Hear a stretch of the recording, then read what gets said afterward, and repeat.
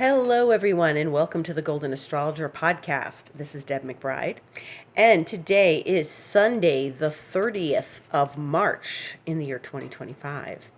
And I am recording this in beautiful, lovely, exquisite Escazú, Costa Rica, where it has been very hot. Thankfully, because a few days ago it was kind of chilly, and that's wrong for this time of year. Chilly, raining, that's wrong for this time of year. Anyway. We are here on the 30th of March, and that means tomorrow is the 31st of March, and we are ending the month of March. Tuesday is April 1st. If you can believe it, 1/4 of the year is complete, and it's hard to grapple with that. It's really hard to wrap your head around that because it's just flying by as usual. So it's a time warp, and thankfully time is only a construct, and we live day to day in ourselves, with ourselves. And so, how has it been for all of you? This is a hot weekend. We've had a hot weekend here. We've had, let's just say since Thursday, right? So you know from last week's podcast that Venus went back into Pisces, and Venus then conjunct Neptune right after that, a couple hours later. And then yesterday, Mercury went back into Pisces. But in the meantime, there's been a lot of things happening. The moon went into Aries on Friday, and then the eclipse happened yesterday at 6:58 a.m. Eastern Time. So this is one thing right after another. Aries, Pisces, Aries, Pisces, Pisces, Aries. So this is a very profound few days we have been in. And now, this morning, we entered a new paradigm because Neptune entered Aries for the first time in like 165 years. And so this is a new day, a new era, a new world, and we are opening some new doors. And interestingly enough, this morning, when I was laying in bed, not completely awake yet, in the moments of between eclipse and Neptune going into Aries, or my recognition of Neptune going into Aries, because Neptune went into Aries before I woke up. Neptune went into Aries at 8 a.m. Eastern Time, which is 2 hours later. 2 hours earlier. So I was laying in bed, and I was thinking about the eclipse yesterday, which was in Aries. And I'm thinking to myself, on a day-to-day level, where do we think that we're actually trailblazers or pioneers? Do we think that? Do we see that? Do we acknowledge that? So each of us has this ability within us. And I was laying in bed going, Deb, remember that let's look at the world. Let's look at your life and how you were raised and who you have in your family and what your life was like. Who in your family picked up and left and moved to a foreign country? Who? I'm like, well, I was the only one in my family that did that. I had a cousin who went to Australia on a freighter. I think it was either the late 60s or early 70s. He traveled to Australia on a freighter. Brave guy. I think they may have even offered him a job. He probably should have stayed. Anyway, I thought about trailblazing and how we don't consider when we're doing that. And when we're thinking about doing something new, I think I'll take this class. Think about the people that you've grown up with, the people around you, your friends you grew up with, the people you're still in touch with. Do those people do what you do? Some people from doing those things. But like growing up the way we did, we weren't always encouraged to be trailblazers. Maybe some of us were, but I certainly wasn't. And for me to pick up and move to another country was not something people around me did very often. They visited other countries. They didn't pick up and leave. Then, when I thought about it, then I'm like, how many people in your family meditate like you do for a goal, for healing your body, for healing your mind, for healing your flesh, for healing your soul, your being, your emotions. And then, of course, how many people in my family went to regression therapy, figured out the family secret, and then confronted my mother? Not many people, nobody did that. Nobody did that. So, like, Deb, you're a trailblazer in your family. Now, lots of people do lots of things that are not like this or that are like this, but they're just not in my family. And I had to look at where I was a pioneer in that respect. And it was kind of, I mean, can you imagine? I just woke up and I'm thinking these things. So you know how my mind works, right? I have to talk about this later. Because this is what we're looking at right now. When we have an eclipse in Aries and then Neptune goes into Aries the next day, there's a big Aries pioneering theme here. We're looking at a whole new level of pioneering, what that means to each of us. And what does it mean to you to be a pioneer? I didn't inspire other people in my family to do what I've done. They don't study astrology. They're interested. They want to hear about it, which is good because, if I wasn't talking about it or if I wasn't making it my profession, I don't think that they would necessarily go looking for it. Although my mother did, but that was when I was very little, which is why I started looking at astrology. But, this experience of what I've done in my life is these are just small pieces of what one person has done. What has the rest of us done? What are you doing? What are all of you out there doing that is pioneering in your family, in your environment? Like, what do you do that's different? That's not what other people have done. And opened the door maybe for other people around you to get inspired. And that's the thing. When we're pioneers, we get our trail opens up, we open up, our path opens up, and then so do others. Other people go, yeah, really? Really? You did that? Wow. Hey, I didn't realize, I could do that too. Yeah, the whole thing is if I can do it, you can do it. Maybe you don't want to. That's another matter. But there's smaller things I do, like, I guess studying astrology and being an astrologer is like less of a jump than moving to another country because astrology is everywhere and you can do it anywhere. But where have you been a pioneer? Where have you been different? Where have you been a trailblazer? Where have you done things that weren't necessarily inspired by the people who raised you or surrounded you when you were growing up? So, my mother looked at astrology. She didn't go study it. I went and studied it. So, okay, she inspired me to look at it, but I was obviously very drawn to it, which is a whole other story. We are in a time of pioneering energy. We are now looking at the planet of inspiration, creativity,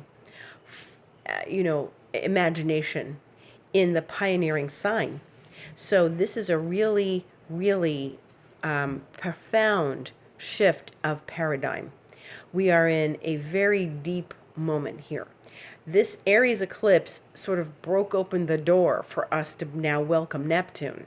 And Neptune will leave later this year, but it's going to go pretty far. It's going to go to 2 degrees. It's 0 now. It'll go to 1 and then 2. And then in July, it'll turn retrograde and then eventually make its way back out and into Pisces again, where it will stay for a little while and then go back into Aries next year.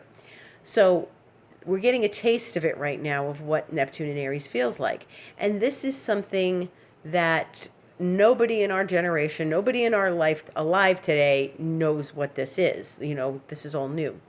So Aries is the spring. Aries is the flower poking its head up out of the earth. Aries is the seed. Aries is fertile. Taurus is fertile too, but I always think of Taurus as, hey, everything is blooming and now the flowers are out and the cherry blossoms are here and the lilacs are coming and yeah, but it had to start with Aries. Aries is the seed we plant. Aries is when the seed we planted pops up and says, hey, I'm here, I'm alive. And it gets interesting. Well, nature is so full of metaphor, and it's such a great teacher. And when we look at nature and we see things that nature has done and nature can do and what nature is capable of, we have to look at it as something to be inspired by and to note for our own life. When you plant a seed, you don't know what's going to happen, right? And, usually if you're planting little seeds that are going to make sunflowers or, annual flowers or perennial flowers, you are going to plant the seed and it's going to come up and it's going to be good. But you don't know. You don't know how long it's going to take. Is the seed going to take? Maybe it won't take. Maybe it's not enough sun, too little water. We have to nurture it. It has to be nurtured. But you have to have faith, Pisces, that this is going to take root and happen. Okay? So when pineapples are planted, and I think they plant the crown. And the tree that brings the pineapple takes 18 months to bring a pineapple. 18 months to bring a pineapple. And this is phenomenal, right? So if you have a pineapple plantation, you know this and you know what to expect and when to plant and how to manage the pineapples. And I think one comes and then they can cut it off and then the tree makes one more pineapple within a year and then that's it. And that tree, bye-bye, and doesn't make any more pineapples, but you have other trees because you're planting the crown, so the seeds are planted. But imagine, who discovered that a pineapple takes 18 months, many, many centuries ago, to grow? And these plants, they're not doing anything. I don't know what's wrong with them. No, they're going to take 18 months, twice as long as a human baby. Twice as long as a fetus in the human body. So my woman I work with, Melanie, she always says pineapple season is coming because that means we're gonna bear the fruit. We're going to harvest the fruit that's been born. We're waiting for. But we had no clue. Think about it. You plant some cute little seeds for spring and then they pop up and you've got plants and you're planting your tomatoes in your garden for summer and they pop up and you've got tomatoes and things happen. You gotta wait, you gotta be patient. But you imagine harvesting pineapples? You imagine planting pineapples, they take a year and a half. So how do we trust and have faith that the seeds we've planted are actually going to become something? We have to look at what we're doing, water it, nurture it, go talk to it, make sure it gives some sun, and yet trust that the pineapple is coming in 18 months. That's a long heck of a time, Bananas come faster. All of a sudden the tree is like, boom, here's more bananas, they're coming. They take months to develop and form and get ready to be picked. But I've seen them now a zillion times, the bananas in our garden. They pop up and then they to grow pretty quickly, but they do need sun. And hopefully they grow and they become something before the animals get them, because the raccoons will get them and the squirrels. And so this is my point. Fertility. Aries is fertility. Taurus is when we start to see the flowers. And then, of course, there's the harvest, like at Virgo time or whatever, but it depends on the plant. So if you're planting pineapples, they take a year and a half. But nature shows us the way. And so now we have Neptune in Aries and the inspiration, the tapping deeply into spirit is now taking us on an open road, a trail that we have not seen before.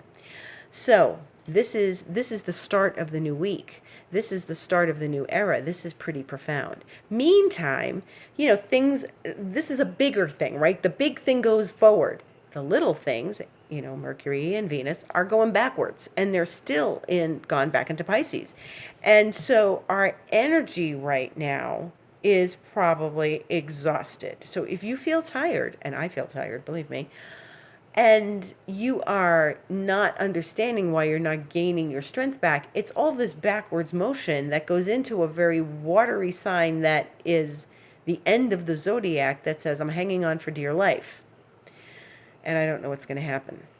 And Mars, that planet of energy and action, is in Cancer. And Cancer is opposite where Mars is exalted in Capricorn. So Mars is sitting in Cancer, and it's been there for a while, because remember, it was there last year, and then it went into Leo, then it went retrograde, then it went back into Cancer in January, like January 1st, and it's been there ever since, and it's going to continue to be there because it's not finished with Cancer by a long shot. So the energetics that we usually look to bring our life forward and bring our life into action and taking chances and risks and things, we don't have it. And it's an interesting dynamic. And I was thinking about, this is another thing I contemplated this morning. Everybody is moving slowly. We're all moving slowly. This is too much backwards and too much at the end of the zodiac. And it's too much plotting energy. Like watery signs and earth signs too can be really plotting, okay? So it's good that we've got some fire going on, but we're trying to, swim upstream. That's basically what Mercury and Venus are doing. They're swimming upstream. And we're zonked. We're exhausted. This has been going on for a while now. And even though these two planets have moved back into Pisces, they took over where Neptune left off. And so they're now, like, Neptune says, see you later, and goes into Aries, and they're like, okay, and they go back from Aries into Pisces. So there's this crossroads. They're meeting at the threshold. And the threshold is, again, nature saying, we're not done yet. We're not done yet. Planets are from nature, right? Planets are part of nature. We're part of nature. We're not done. We're not done.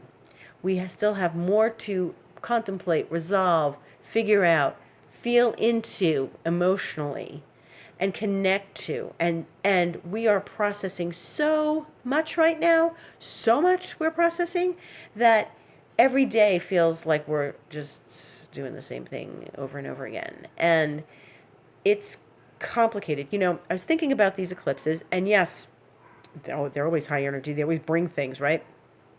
But they were not like powerful, like pushing forward, things exploding, major stuff in our everyday world. Like, I'm looking around at people and I don't hear so much news from my friends here. And I'm going, okay, it's quieter. And I think it's all the Pisces energy. I think all the Pisces energy has dampened the explosions. I think Pisces energy has sort of cooled the fever that comes with eclipses. And everybody's just like, yeah, going along, quiet week, yeah, whatever. And so this is a very different experience of like an Aries eclipse, right? No, there were things that happened. I mean, obviously things are happening in the world, and people still keep telling me the world is crazy and the world is nuts and things are going really insane out there in the world. But we've got too many outer planets changing signs, and that makes the world feel crazy and out of control. But in your life, did you have major stuff? Like, there are some people that did, obviously. And I thought that this was all sort of subtle, insidious, not obvious planetary energy that is making us exhausted and taking a toll on us. Okay? How's that? Meaning it's all Pisces. It's all this Pisces energy that we're wading through, that we're trying to swim upstream. And Pisces is like, it's where we go to sleep, right? So I've been really tired. I'm working, I'm doing my things, but normally I would have more energy every day. And I'm like, oh, I wish I had more. I'm taking my herbs, I'm taking my vitamins, I'm taking everything. But I feel like we are dragging our heels through the end of the zodiac. And that's what it feels like. There's despair. There's hopelessness. Remember a couple weeks ago what I said, my teacher said, the end of Pisces should just be called, oh, the hell with it. The destructive part of Pisces should just be called, oh, the hell with it. Because we don't want to finish something. We want to walk away from it. We're just too burned out and tired. It's like, oh, yeah, more of this. Yeah, I'm really tired. Well, we've got more weeks of this. Venus is going to line up with Saturn all of next month. And they're going to conjunct, and then Venus and Saturn are going to sit together for the whole month of April at the end of Pisces, at the end of the zodiac. So this is a very curious place we're in. And like I've said before on this podcast many times, and especially in these last months, this is, the end of the Easter story. It's the despair. It's the despair at the end of something big. It's like, oh gosh. And then Aries opens the door to, something new and resurrection. So we're looking at the end of something. And when you are anytime planets are at the end of the zodiac, it's just like, let me just drag my heels through the end. Let me just slowly get my things together, okay? And then we're going to have Saturn. Saturn is there now. Saturn is in the last degrees of Pisces. Saturn's in the last degrees of the zodiac. And Saturn is, Saturn's going to meet Venus like I told you, but Saturn's at 24 degrees of Pisces. Okay, so it's not right at the end, but it's close. I mean, at this point, it's conjunct the North Node. Venus is getting closer to it. Saturn is always feeling like, what's the use? At the end of a sign, Saturn feels like, what's the use? What's the point? Why should I carry on anymore? I don't understand it. But Saturn, at the end of the zodiac, is another matter. It doesn't feel like we can go on anymore. And maybe right now what you're feeling is the drudgery of every day, of the day-to-day, and you can't feel like lifting yourself up anymore. You can't feel like you can do it. I can't make one more move. I can't do one more thing. And this is a very interesting dynamic. This is a very interesting place for everything to be. Everything, Neptune just left there. Venus and Mercury are going back there. Saturn is there. The North Node is there. Everything is winding down. Now, what do we do with this energy? How do we handle it? We just work with it. I tell you, you're going to feel better if you meditate, if you journal, if you exercise, if you go on long walks, if you go find a place to go swimming. Maybe it's indoors because it's cold outside. Find a place, go spend time at the lake, the beach, something where you feel like you are soothing your soul at this point, that you're in the energy of letting something go and moving on to something bigger, that the sleepiness and the exhaustion and the edginess you feel about moving forward and why are we not getting there? Why it's coming. Don't worry. It's going to happen.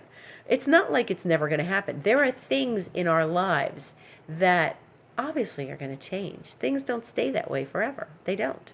And so, every day we have to pick ourselves up and inch forward when things are moving backwards. So this is a complicated, dense time.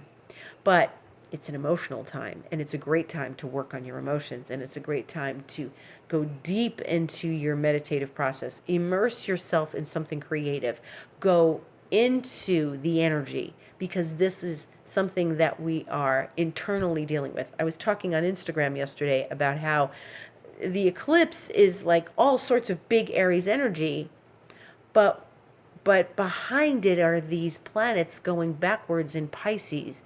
And so we aren't really moving forward the way, like usually when there's a new moon, let's initiate, let's go. I'm going to do this, I'm going to do that. Not so much this time, because we still have things asking us to step back and look inside. And the looking within is the place that we need to be right now. And then we're going to start feeling like we are, we can move obstacles out of our way. We can clear the emotional decks. We can cleanse ourselves emotionally and then step forward. Otherwise, we feel like we're just repeating.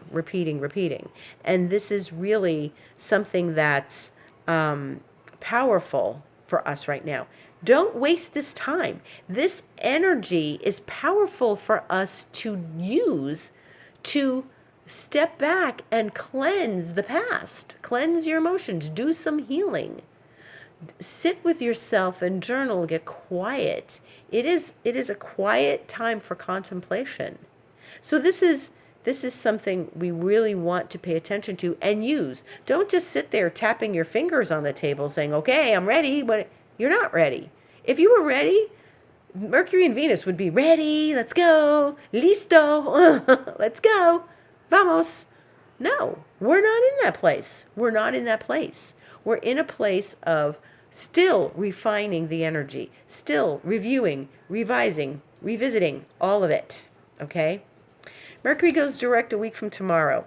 It's Monday the 7th, and it will go direct at 7:08 a.m., so we'll be talking more about that next podcast, next Sunday.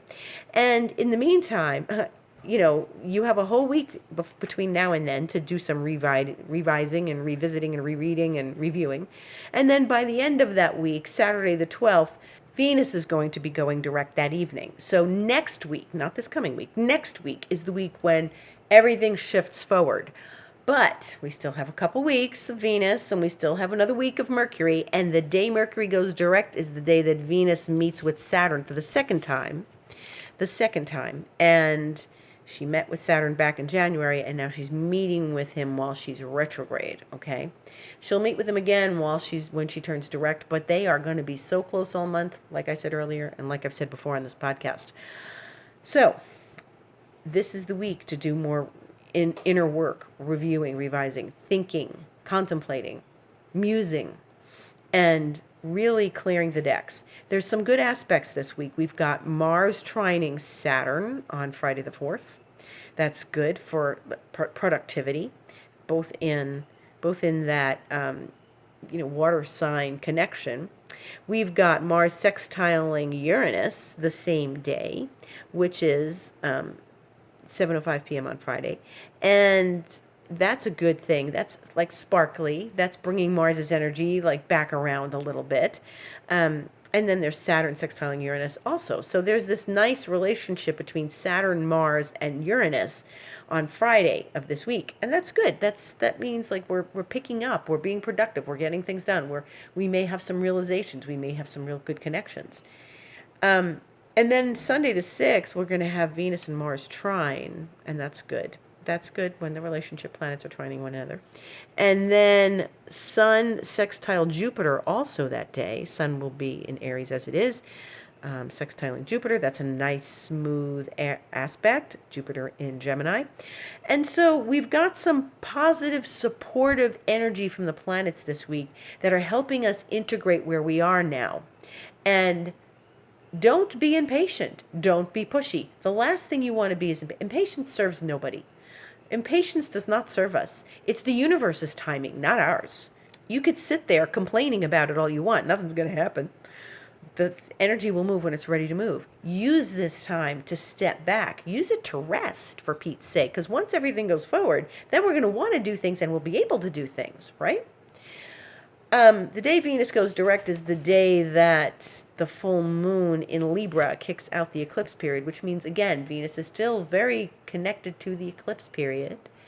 And that's because she's the ruler of Libra. And when that full moon comes, we'll be done. Really be done after that. And then we can start to piece everything back together. But use this time, rest, get inspired, meditate, journal, get creative, go for a swim, go for a walk. Do things that don't require you to be on the ball. Yes, I know many people have jobs and they have to get things done. Yes, but in between those spaces, it's important to take a step back. Tomorrow, in fact, when I look at my astrology calendar, has no aspects. None. No aspects, not even like at a time zone that we are not in. It's nothing. Nothing is on my calendar tomorrow for astrology aspects. There's lots the rest of the week. But that says, don't worry about it. The earth is moving. The world is turning. We're still going forward. But things are going to be, in our personal lives, in our little lives, things are going to be quiet, slower, and they're preparing us. We need this time for integration, and we need this time for contemplation, and we need this time to just really recharge our batteries, because that's what we're doing. Aries is upon us, yes, but Neptune is there now. And it is an inspiring place, and it is a new dimension and a new era. But we won't feel it so much, I think, until everything really starts moving forward. We'll see some things. But in the meantime, think about where you're a trailblazer. Think about where you have pioneered something. Maybe it's at your job. Maybe you started something at your job. Maybe it's something small. Maybe it's something big. Maybe it's something huge. Maybe you are pioneering animal rescue in your neighborhood. Maybe you are doing something for disadvantaged children. All of that is pioneering. Don't discredit yourself. Look at these things and see where you can get creative in that pioneering sense as we move forward through this new dynamic that no one knows what it's going to feel like with Neptune and Aries. I can tell you some things. I know the energies, and I've talked about them over the last few weeks. And like I'm saying now, about pioneering and creative sense and being inspired. But the reality of it is we're gonna get some new information as the weeks go by. In the meantime, if you are interested in listening to more of my astrology information, you can go to Instagram, where I am the Golden Astrologer, and you can go to my website, thegoldenastrologer.com, and book a session with me. And booking a session with me, you just have to click book online, and clicking book online will take you to the page where you can book astrology or a wonderful 5D Lemurian Reiki session, which is very healing and very clearing and wonderful for the soul and the spirit and the heart. And then you can also work with me longer term as we go through these dynamics of a new era together. 3 months, 6 months, 12 months with expansion mentoring. And I invite one and all to look into that. And if you're interested, you can contact me, info@thegoldenastrologer.com or deb@debmcbride.com, and I welcome anyone interested. Ask me questions or whatever you would like. It's been an interesting week for me too, as far as, eclipses and things, and it's not like it's been dull. The other day, my neighbor calls me and says, "Did you know Santa Ana's on fire?" And it was like, really?